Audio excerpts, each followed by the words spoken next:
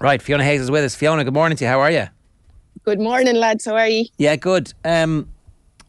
What's your instinct about how mad the country is getting in advance?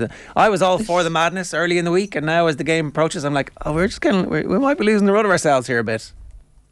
Look, we have to be a bit confident. It's very Irish not to be confident, isn't it? I suppose after last week's performance and how the lads went under such adversity and played like that, I think that brought the excitement, and it's just continued throughout the week. So, I'm a bit of a calm head, but I'm super excited all week myself thinking about the game on Saturday. The English team have come over a little bit earlier than usual. Apparently this is how they're going to behave at the World Cup. You've got to be in the city of the game earlier, and they're doing that now to replicate what they're going to be like. So they're going to be soaking up all of our complacency, all of our celebrations, all of our preparations. We can just pretend it's all for St. Patrick's Day. They don't know that it's not, that actually this is all specifically for the rugby this weekend. Spot on. You can disguise it in Patrick's Day. You're dead right there. Yeah, look, they're coming over. I think obviously they're under Borthwick. They're trying to get their regime and feel their way out going into this World Cup. I'm sure, there's no one. The players themselves are aware that there will be an English backlash, and like it is to be expected, but I just feel there's such a buzz in the atmosphere, the players and how they're talking, the calmness, especially when we heard, when such adversity, as I said, and at half time they were smiling inside in the dressing room. It just shows you what type of team and squad is there, that anything can hit them, and they're just smiling and they're mentally prepared, and they have their eye on, they know they're the number one ranked team in the world, and that brings added pressure, but they seem to be going into every game just kind of with smiles on their faces and really enjoying it, which is something I haven't seen in an Irish squad in a long time. The news this morning is that the probable teams all do include Dan Sheehan. Now, we'll wait and see exactly what the team is named, but that would be absolutely massive. Caelan Doris also named to start in the probable teams this morning. And, we've been suggesting the whole way along that people are getting a tip-off from inside the camp when those teams are being put forward. That's like literally the most important news. It's great that we have Robbie Henshaw back, but those two suddenly take us from being a little bit concerned about our strength and depth to having a really strong bench again.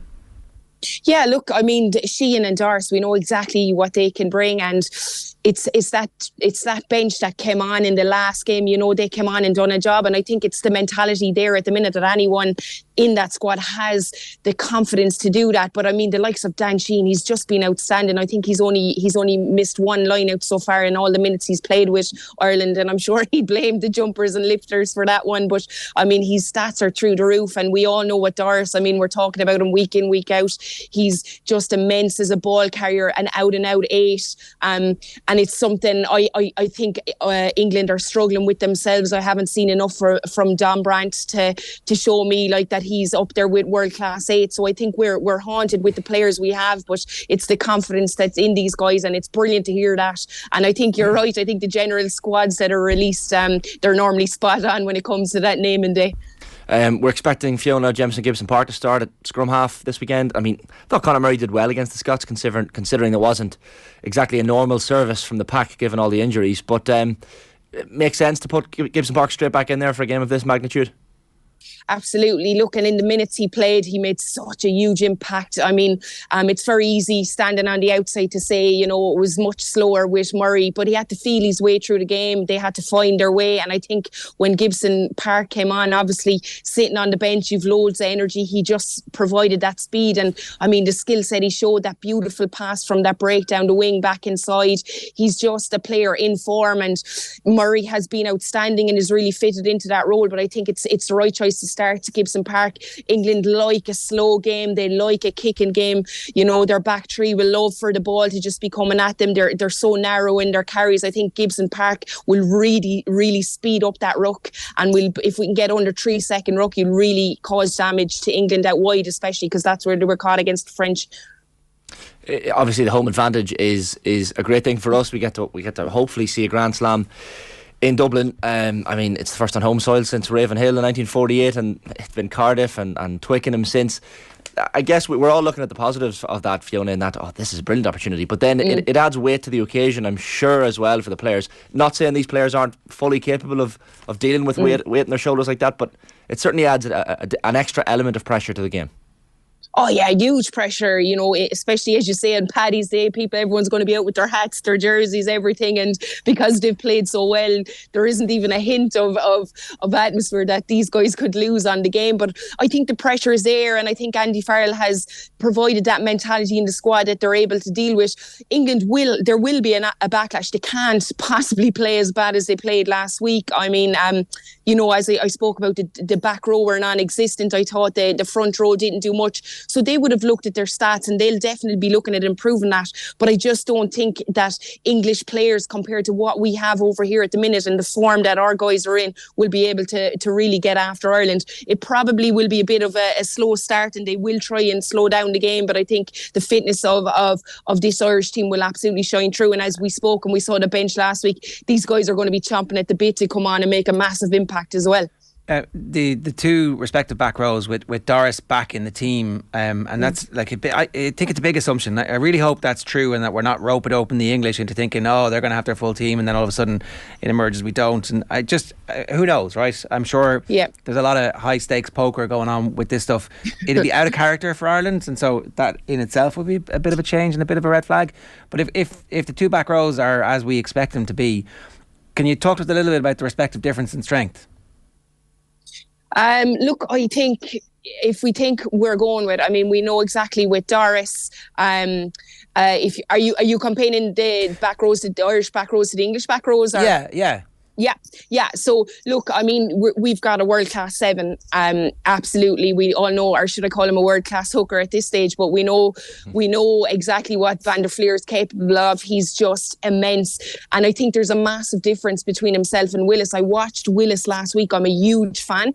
He gets turnovers. He's in the breakdown.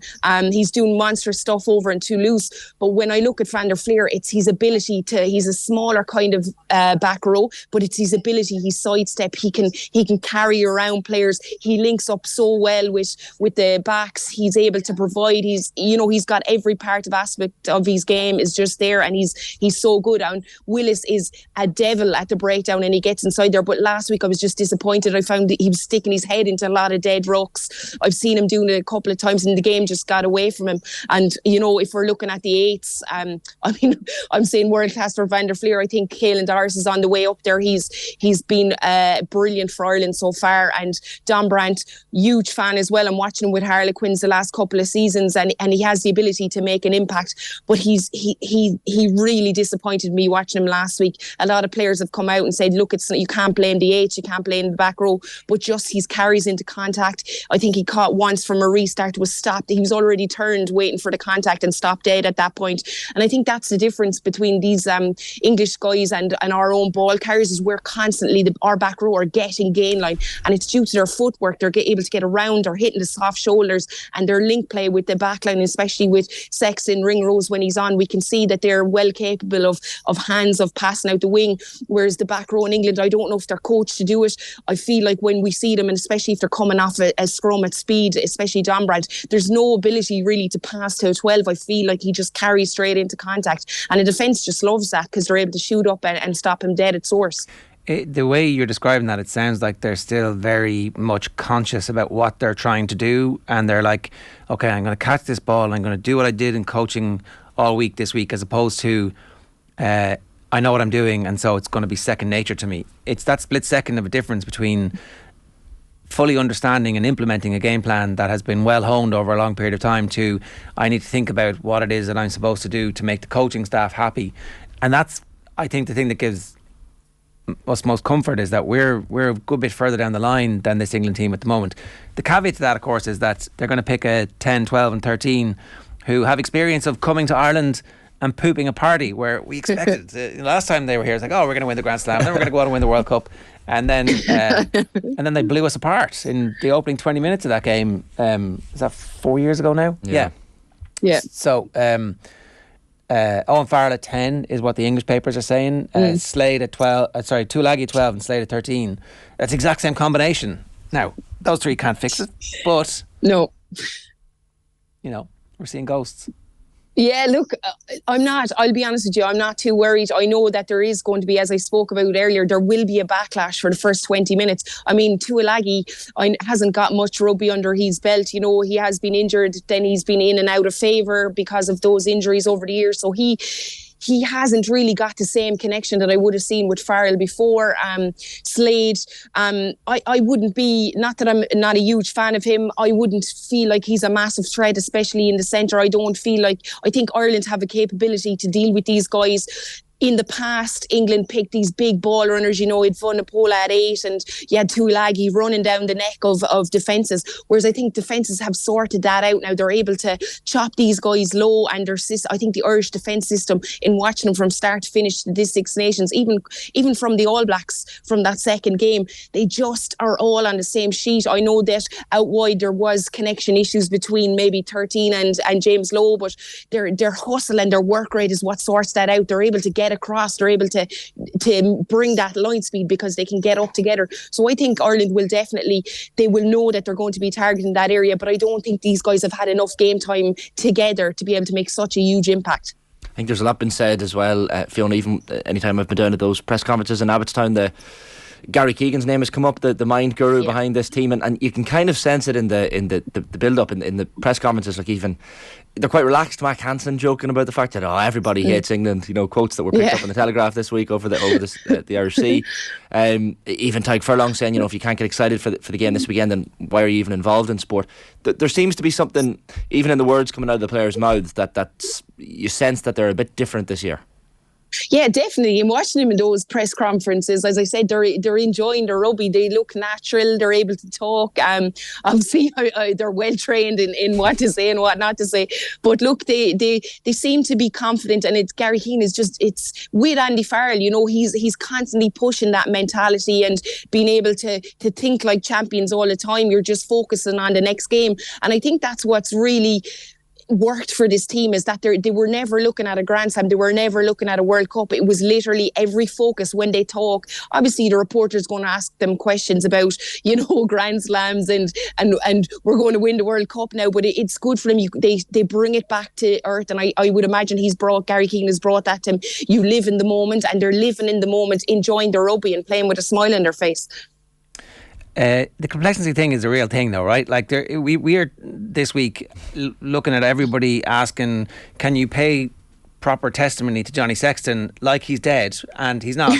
He's got a match to play this weekend, and the English back row and Tuilagi are going to be targeting him in the first 10-15 minutes to try and spoil our party. So, like, you know, the lads earlier wanted to have a conversation about, should we stop the game whenever sorry, Fiona, should we stop the game whenever Sexton breaks the record? And like, maybe we should just win this game and get it done first. That's my point. That was my point. The whole the record breaking is ridiculous. Yeah, in the basketball in the NBA, should they stop the game? I know, I saw that, and LeBron, and they all just clap, and I was like, this is absolutely ridiculous. And they went on and lost the game, didn't they? Yeah. But it was a regular season game. This is actually there's a big trophy at the end of this. This is the final. Well, do you think if Sexton kicks a penalty in the first few minutes, I don't think he'll even smirk. No, the crowd will go mad, but I don't think he'll even register. I think sure, he was celebrating the conversions last week. Yeah, in a way that we never see, because there were points on the board. I think it means something to him. But anyway, I agree. I think it was the game was so tight, and obviously he'd missed that first conversion, so I'd say it was more of a pressure in that tight game. I think he'll just kick it a slight little smile. I remember reading an article, I think it was yesterday, and I thought it was hilarious, and it was about his son, that his son doesn't come onto the pitch if they lose, you know, so we know he's got that he's winning mentality. I think he'll just give a little smirk and be back to business straight away, because that's what Keegan is in there. This is what he's doing with these guys. He knows Tuilagi's going to be running down his channel. He's got to get him mentally prepared, and they've been doing this for a long time now. So you're not worried about the complacency and the fact that we're celebrating our, like, I think, you know, most rugby fans are planning what their Grand Slam party is going to be like. They want to make sure that they're watching this game with it, you know, like there's just a little bit of this where the whole conversation's now turned to, I hope the players aren't listening to any of this. Yeah, I don't. I think we're all celebrating, and it's very unusual because normally we're like, oh, we lose the last game. You know, we like to look at the down points, but I think the players, I'd say they're not even listening to. Obviously, you hear the noise around it, and they are. But I really feel like since that New Zealand test, we're looking at a different animal. They're able to deal with that adversity. The players that are available are playing for their provinces week in, week out. Really good rugby. We've had a couple of knocks. We're able to get guys in the squad that are able to continue with the same ability. I mean, the likes of Tom O'Toole, I wouldn't have been speaking about him until this Six Nations, and he's just completely stepped up. So it's like they have this atmosphere in the camp that when you get onto that cauldron, when you get onto the pitch, everyone around you is supporting you, and they just look like they're, as I said, living in that moment and playing. So I firmly believe they know exactly what England are going to bring in. They've spoke about it in all the press conferences. So I'd say they're fully focused, and Andy Farrell will have his game plan down to the T. All right, Fiona, good stuff. Thanks a million for joining us. Cheers. No worries, guys. Thanks a million. See you later.